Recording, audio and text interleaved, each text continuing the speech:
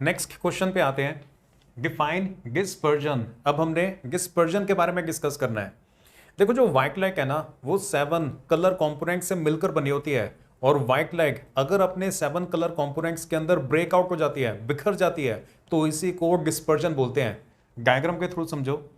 देखो यहां से ना हम व्हाइट लाइट को थ्रो कर रहे हैं प्रिज्म के ऊपर। ये वाला जो ट्रायंगल एबीसी है, ट्रायंगल एबीसी, ये हमारे प्रिज्म को रिप्रेजेंट कर रहा है। ये कांच का पीस होता है, इस तरह से ट्रायंगल की शेप के अंदर होता है। इसके ऊपर जब आप व्हाइट लाइट को थ्रो करोगे तो जैसे ही व्हाइट लाइट प्रिज्म के अंदर एंकर करेगी, इस पॉइंट पे डिस्पर्जन हो जाएगा। मतलब व्हाइट लाइट अपने 7 कलर कंपोनेंट्स में स्प्लिट हो जाएगी, व्हाइट लाइट टूट जाएगी अपने 7 कलर कंपोनेंट्स के अंदर। दूसरी तरफ से जब ये कंपोनेंट्स बाहर निकलेंगे ना, इस जगह पे सिंपल रिफ्रैक्शन हो रही है। यहां पे क्या हो रहा है, यहां पे डिस्पर्जन हो रहा है, यहां पे सिंपल रिफ्रैक्शन हो रही है, जिसकी वजह से इन कलर कंपोनेंट्स के बीच में जो सेपरेशन है वो और ज्यादा इंक्रीज हो जाएगा। व्हाइट लाइट का अपने 7 कलर कंपोनेंट्स के अंदर स्प्लिट हो जाना, मीडियम में चेंज आने की वजह से, इसी को डिस्पर्जन बोलते हैं। अगर आपने डेफिनेशन लिखनी है तो आप ऐसे लिखोगे, the splitting up of white light into its 7 colour components is called dispersion. The splitting up of white light into its 7 color components is called dispersion. White light का split हो जाना, टूट जाना, बिखर जाना अपने 7 कलर कंपोनेंट्स के अंदर, इसी को डिस्पर्जन बोलते हैं। जो 7 कलर कंपोनेंट्स है ना वो ये होते हैं, violet, indigo, blue, green, yellow, orange और रेड। तो ये वाले 7 कलर कंपोनेंट्स में व्हाइट लाइट स्प्लिट हो जाती है, इसी बात को डिस्पर्जन बोला जाता है। यहां पे क्या हो रहा है, डिस्पर्जन हो रहा है। यहां पे क्या हो रहा है, यहां पे सिंपल रिफ्रैक्शन हो रही है। व्हाइट लाइट अपने 7 कलर कंपोनेंट्स में तो पहले से ही टूट चुकी है, जैसे ही उसने प्रिज्म के अंदर एंकर किया। अब यहां पे मीडियम चेंज हो रहा है ना इन पॉइंट्स पे, तो मीडियम चेंज होने की वजह से सिंपल रिफ्रैक्शन हो रही है। देख रहे हो इन सारी, ये वाली जो सारी रेज है अलग अलग कलर्स की, इन सारी रेज की डायरेक्शन चेंज हो रही है जब ये प्रिज्म में से बाहर निकल रही है। अगर यहां पे प्रिज्म ना होता तो व्हाइट लाइट जो है वो सीधा ही जाती। ये है एक्सटेंशन ऑफ इंसिडेंट रे, ये वाली जो लाइन है ना, ये इंसिडेंट लाइट है, ये रिफ्रैक्टेड रेज है, और ये सारी की सारी ये इमर्जेंट रेज है। क्लियर हुआ डिस्पर्जन। व्हाइट लाइट का स्प्लिट हो जाना उसके 7 कलर कंपोनेंट्स के अंदर मीडियम में चेंज आने की वजह से, मीडियम में चेंज आने की वजह से इसे बोलते हैं डिस्पर्जन। नेक्स्ट क्वेश्चन पे आते हैं, what is the cause of dispersion, draw diagram representing dispersion. अब इस क्वेश्चन में आपसे यह पूछा जा रहा है कि डिस्पर्जन का रीजन क्या है, डिस्पर्जन होता क्यों है। ये देखो, what is the cause of dispersion. Dispersion के बारे में नहीं पूछ रहे, डिस्पर्जन क्यों होता है वो आपसे पूछा जा रहा है। चलो डायग्राम के थ्रू डिस्कस करते हैं। डिस्पर्जन से रिलेटेड क्वेश्चन में डायग्राम तो आपने यही बनाना है। सबसे पहले आप एक ट्रायंगल एबीसी बना दोगे। ये वाला जो ट्रायंगल है वो हमारे प्रिज्म को रिप्रेजेंट कर रहा है। यहां से हमने व्हाइट लाइट को थ्रो किया, व्हाइट लाइट जैसे ही मीडियम चेंज होगा, मतलब जैसे ही प्रिज्म के अंदर एंटर करेगी, तो वो अपने 7 कलर कंपोनेंट्स के अंदर स्प्लिट हो जाती है, व्हाइट लाइट ब्रेक हो जाती है अपने 7 कलर कंपोनेंट्स में। यही होता था ना डिस्पर्जन। अब हमने ये डिस्कस करना है कि ऐसा क्यों होता है, जो व्हाइट लाइट है वो अपने 7 कलर कंपोनेंट्स के अंदर क्यों ब्रेक हो जाती है। अब पहला पॉइंट आपको ये क्लियर होना चाहिए कि जो व्हाइट लाइट है वो इन सारे 7 कलर कंपोनेंट से मिलकर बनी होती है। मतलब व्हाइट लाइट के अंदर रेड कलर की लाइट भी प्रेजेंट होती है, ऑरेंज कलर की लाइट भी प्रेजेंट होती है, वो yellow, green, blue, indigo, violet, ये सारे के सारे कलर्स की लाइट व्हाइट लाइट के अंदर प्रेजेंट होती है। सेकंड पॉइंट आपको ये क्लियर होना चाहिए, इन सारे कलर्स की जो वेवलेंथ है ना वो अलग अलग होती है। रेड कलर की लाइट की वेवलेंथ अलग होती है, ऑरेंज कलर की लाइट की वेवलेंथ अलग होती है, ब्लू कलर की लाइट की वेवलेंथ अलग होती है। इन सब में से रेड कलर की जो लाइट है उसकी वेवलेंथ सबसे ज्यादा होती है, और वॉयलेट कलर की जो लाइट है उसकी वेवलेंथ सबसे कम होती है।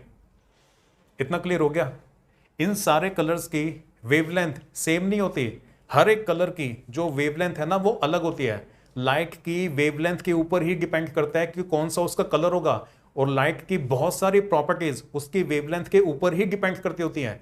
कलर भी वेवलेंथ के ऊपर ही डिपेंड करता होता है। आपको ये क्लियर हो गया। इन सब में से सबसे ज्यादा वेवलेंथ किसकी होती है, रेड कलर की, और सबसे कम वेवलेंथ किसकी होती है, वॉयलेट कलर की। अब थर्ड पॉइंट आपको ये क्लियर होना चाहिए, अलग अलग वेवलेंथ वाली लाइट जब प्रिज्म के अंदर एंकर करेगी तो अलग अलग अमाउंट से बेंड होगी। This is the cause of dispersion. अलग अलग कलर्स के लाइट जब प्रिज्म के अंदर एंकर करेंगे तो अलग अलग अमाउंट से बेंड होंगी। Light of different colour will bend by different amount on entering the prism.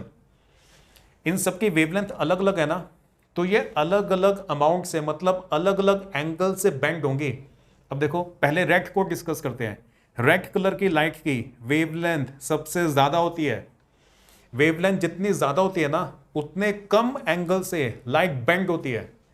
Red colour की लाइट की वेवलेंथ सबसे ज्यादा होती है, तो व्हाइट लाइट के अंदर रेड कलर की लाइट भी प्रेजेंट है ना, तो रेड कलर की लाइट जब प्रिज्म के अंदर एंकर करेगी तो वो स्मॉल एंगल से बेंड होगी, हल्का सा बेंड होगी। तो ये जो सबसे ऊपर वाली लाइन है ना वो रेड कलर की लाइट के पाथ को रिप्रेजेंट कर रही है। जो वॉयलेट कलर की लाइट है उसकी वेवलेंथ सबसे कम होती है।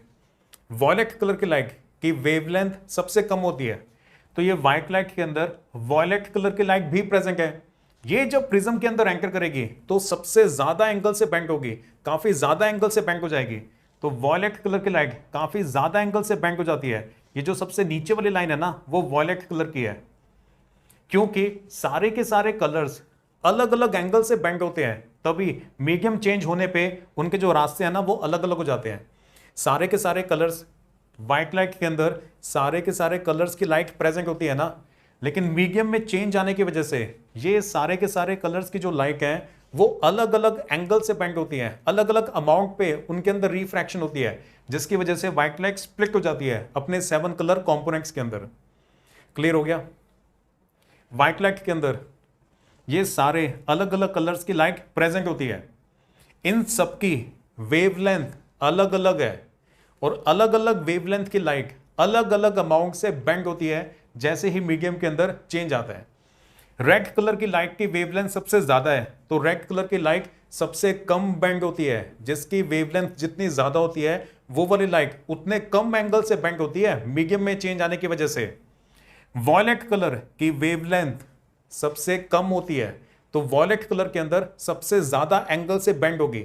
वॉयलेट कलर की जो लाइट है ना वो सबसे ज्यादा एंगल से बेंड होती है। ये देखो यहाँ इस व्हाइट लाइट के अंदर वॉयलेट कलर की लाइट भी है, वो सबसे ज्यादा एंगल से बेंड होती है। सबसे नीचे वाली लाइन वॉयलेट कलर को रिप्रेजेंट करती है।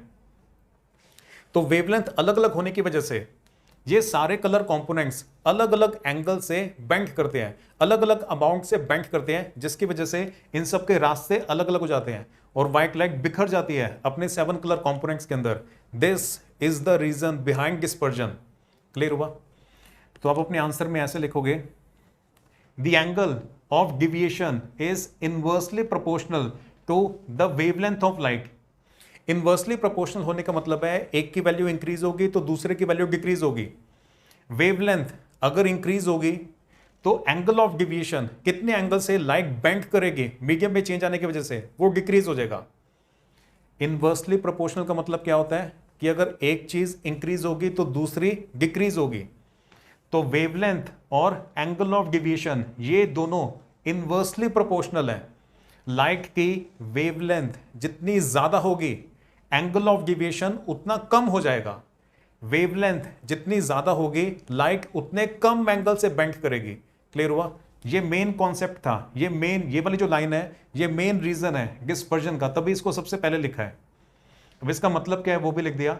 It means that light having larger wavelength will bend through small angles and light having shorter wavelength will bend through larger angles on entering a different media. इस line का मतलब यह है कि जिस कलर की लाइट की वेवलेंथ ज्यादा होगी वो कम बेंड करेगी और जिस कलर की लाइट की वेवलेंथ कम होगी वो लार्जर एंगल से बेंड करेगी, उसके अंदर बेंडिंग ज्यादा होगी जैसे ही मीडियम चेंज होता है। तो क्लियर? उसके बाद फिर आप ये रेड और वॉयलेट को भी एक्सप्लेन कर दोगे। Since red colour has larger wavelength, ये बात आपने याद रखनी है कि जो रेड कलर की लाइट है ना उसकी वेवलेंथ ज्यादा होती है। इसी बात के ऊपर ना और भी काफी सारे क्वेश्चंस बन जाते हैं, वो भी आगे हम डिस्कस करेंगे। Since red colour has larger wavelength hence red colour bends through a very small angle.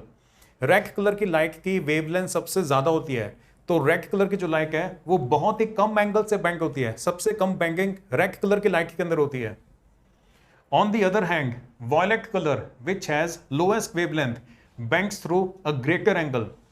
Violet colour की जो लाइट है उसकी वेवलेंथ कम है तो वो ज्यादा बेंड होती है, जिसकी वेवलेंथ कम होगी वो ज्यादा बेंड होगी। रेड कलर में बेंडिंग कम होती है, वॉयलेट कलर के अंदर ज्यादा बड़े एंगल से बेंडिंग होती है, तो ये सारे कलर्स अलग अलग हो जाते हैं। Since all colour components have different wavelengths, सारे के सारे कलर कंपोनेंट्स की वेवलेंथ अलग अलग होती है, hence they all bend through different angles due to this dispersion occurs. क्योंकि, सिंस का मतलब क्योंकि सारे के सारे कलर कंपोनेंट्स की वेवलेंथ अलग अलग होती है, हेंस का मतलब इसलिए ये जो कलर्स कंपोनेंट्स है ना ये अलग अलग एंगल से बेंड होती है और इसी की वजह से डिस्पर्जन होता है, मतलब व्हाइट लाइट अपने कलर कंपोनेंट्स में बिखर जाती है।